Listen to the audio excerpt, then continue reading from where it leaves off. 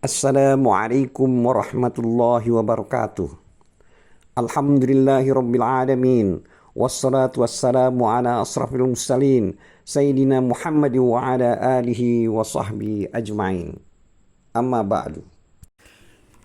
Dulur-dulur seiman, kali ini kita akan membahas dua ayat terakhir dari surat Al-Baqarah, yaitu ayat 285 dan 286.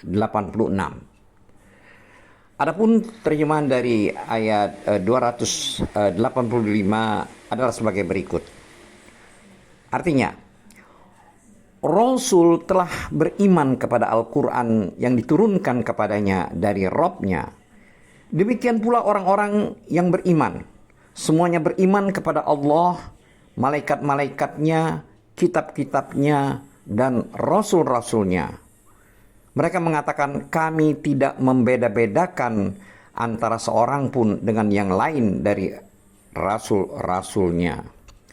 Dan mereka mengatakan, kami mendengar dan kami taat. Mereka berdoa, ampunilah kami, ya Rabb kami, dan kepada Engkaulah tempat kembali. Surat Al-Baqarah ayat 285.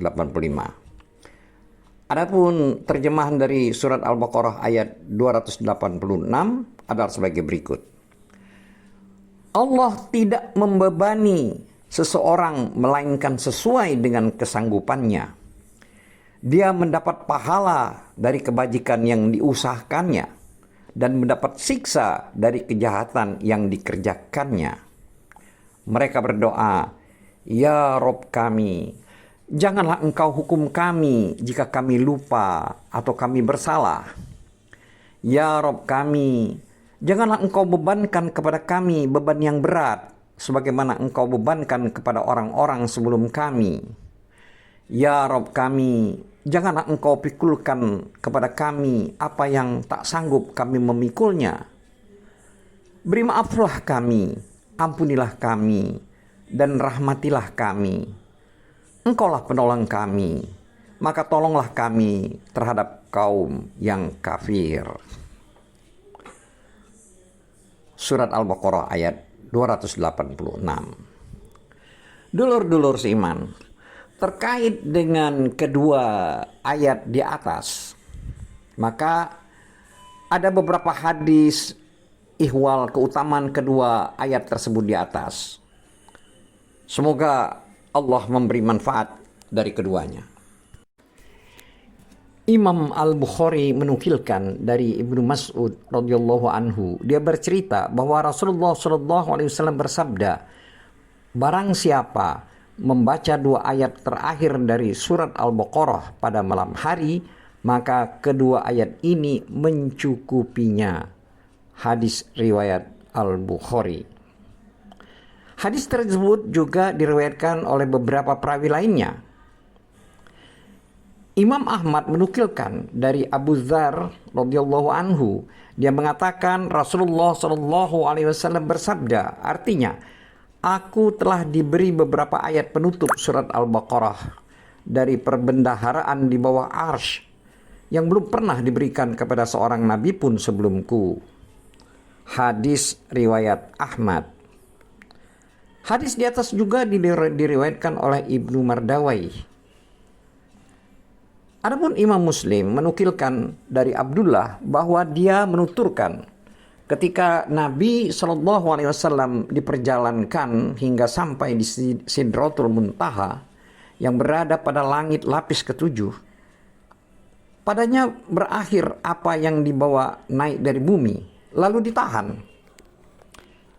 Dan padanya pula berakhir apa yang dibawa turun dari atasnya, lalu ditahan.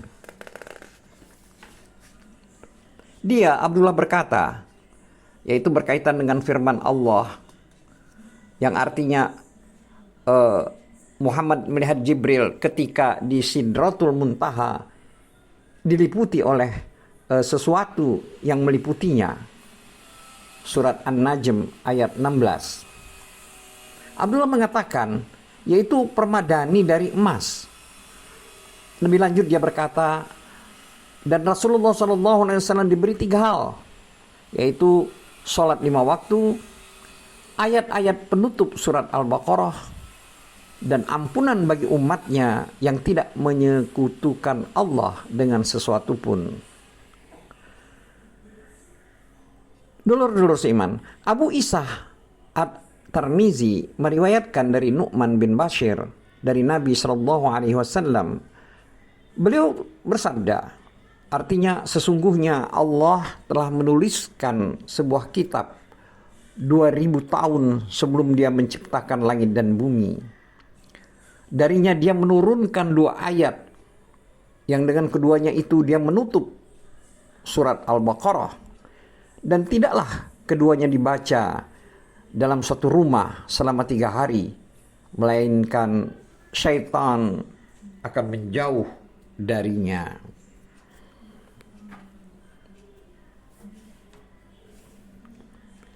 Selanjutnya Imam At-Tirmizi mengatakan hadis ini berstatus gharib. Di sini maksudnya hadis gharib, hadis yang pada sanadnya ada seseorang yang menyendiri dalam meriwayatkannya, di mana saja penyendirian sanad itu terjadi. Penyendirian itu dapat mengenai personelnya, yaitu tidak ada yang meriwayatkan selain perawi atau orang yang menyampaikan atau menuliskan dalam kitab apapun yang pernah didengar dan diterimanya dari gurunya itu sendiri. Jadi maksudnya selain dari perawi itu sendiri, atau mengenai sifat dan keadaan perawi, yaitu sifatnya berbeda dengan sifat dan keadaan perawi lainnya. Dulur-dulur siman, hal yang senada juga diriwayatkan oleh Al-Hakim dalam kitab Al-Mustadrak dari Hamad bin Salamah. Dan dia mengatakan bahwa hadis tersebut sahih menurut persyaratan Muslim. Namun Imam Muslim dan Imam Al-Bukhari tidak meriwayatkannya.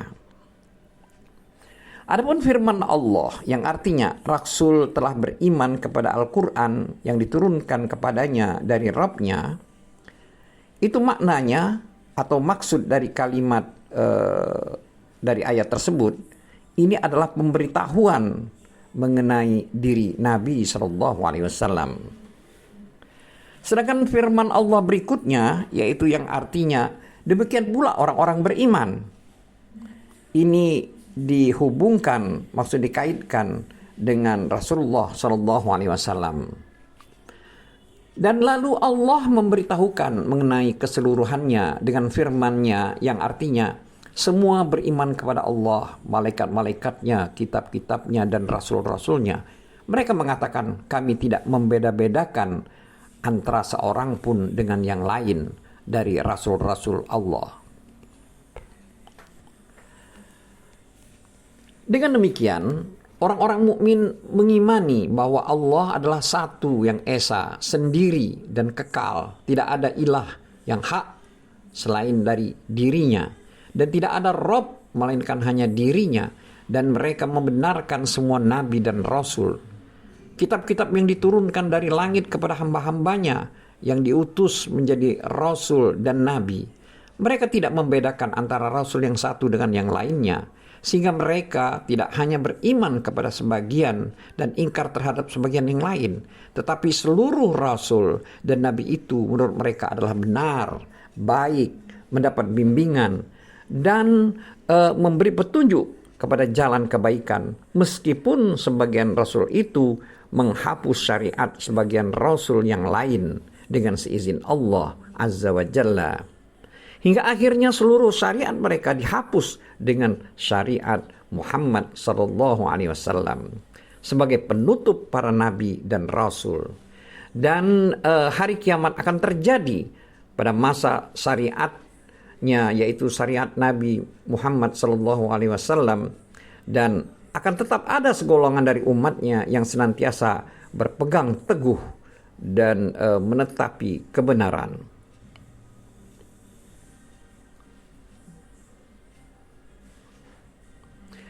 Firman Allah yang artinya dan mereka mengatakan kami mendengar dan kami taat, Maksud dari kalimat dari ayat tersebut adalah kami mendengar firman-Mu, ya Rabb kami, memahami dan mengamalkannya sesuai dengan tuntunannya.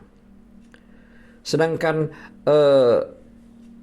mereka berdoa, ampunilah kami, ya Rabb kami. Maksud dari kalimat dari ayat tersebut adalah itu merupakan permohonan ampun, rahmat, dan belas kasih. Serta sambungan dari kalimat tersebut adalah kepadamulah tempat kembali. Itu maksudnya adalah dialah tempat kembali pada hari perhitungan. Sedangkan firman Allah selanjutnya yang artinya tidak membebani seseorang melainkan sesuai dengan kesanggupannya, itu maksudnya maknanya artinya adalah dia tidak akan membebani seseorang di luar kemampuannya. Ini wujud kelembutan, kasih sayang, dan kebaikan Allah atas makhluknya. Ayat ini yang menasahkan apa yang dirasakan berat oleh para sahabat Nabi SAW, yaitu yang artinya, dan jika kamu menampakkan apa yang ada di dalam hatimu atau kamu menyembunyikannya, niscaya Allah akan membuat perhitungan denganmu tentang perbuatanmu itu. Ya, maksudnya adalah meski dia menghisap dan meminta pertanggungjawaban, namun Allah tidak mengazab, melainkan sebabkan dosa yang seseorang memiliki kemampuan untuk menolaknya. Adapun seseorang yang tidak memiliki kemampuan untuk menolaknya seperti godaan dan bisikan jiwa atau hati, maka hal itu tidak dibebankan kepada manusia. Dan kebencian terhadap godaan bisikan yang jelek dan jahat itu merupakan bagian daripada iman. Dan firman Allah selanjutnya, yaitu yang artinya dia mendapat pahala dari kebajikan yang diusahakannya. Di sini maksudnya adalah berupa kebaikan yang dia lakukan. Sedangkan yang artinya dan dia mendapat siksa dari kejahatan yang dikerjakannya, maksud dari kalimat dari ayat tersebut yaitu berupa keburukan yang dia perbuat. Hal itu menyangkut amal perbuatan yang termasuk dalam taklif, yaitu amal yang harus dilakukan.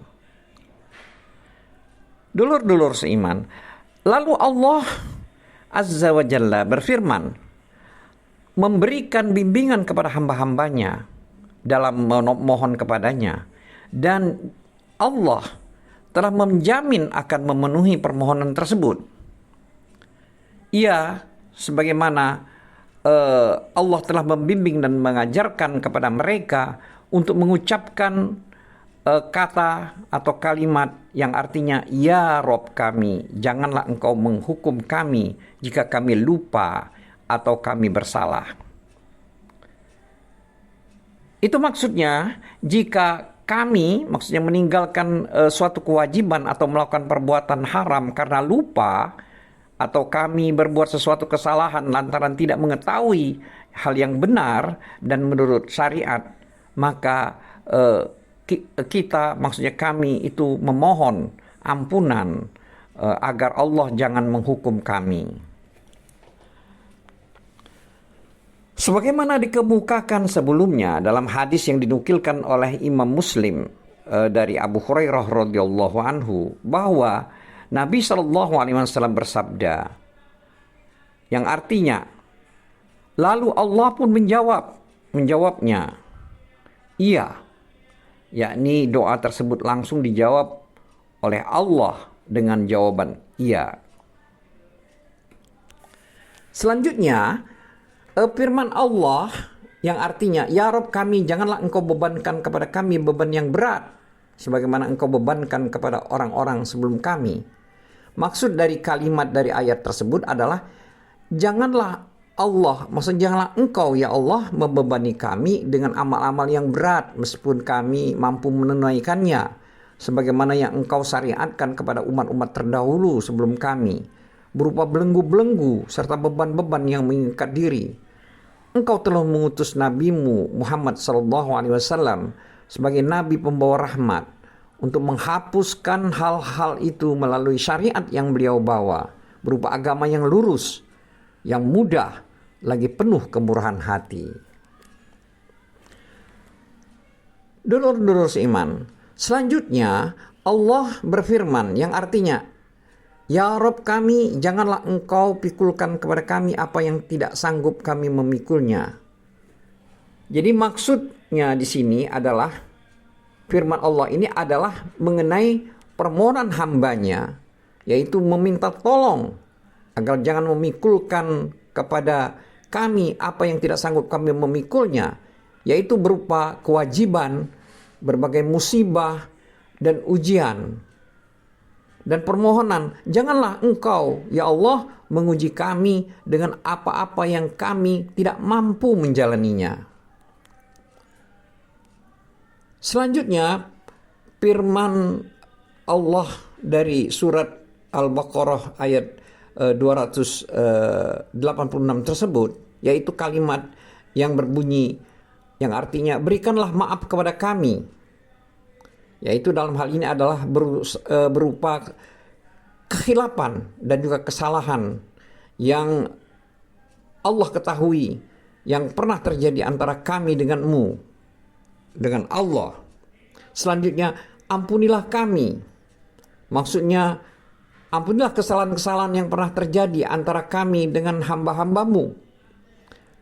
Maka janganlah engkau memperlihatkan kepada mereka keburukan-keburukan kami dan perbuatan jelek kami. Selanjutnya, arti dari kalimat dari ayat 286 tersebut adalah, dan berikanlah rahmat kepada kami. Maksudnya di sini adalah rahmat pada segala hal yang akan datang. Maka janganlah engkau menjatuhkan kami dalam dosa yang lain. Oleh sebab itu, para ulama berkata, sesungguhnya orang yang berbuat dosa memerlukan 3 hal, yaitu ampunan dari Allah, kemudian yaitu ampunan dari Allah terhadap dosa-dosa yang pernah terjadi antara dirinya dengan Allah, kemudian penutupan terhadap kesalahan-kesalahan dari para hambanya yang lain, sehingga dia tidak mencemarkannya di tengah-tengah mereka, dan memberikan perlindungan sehingga dia tidak terjerumus ke dalam dosa yang sama.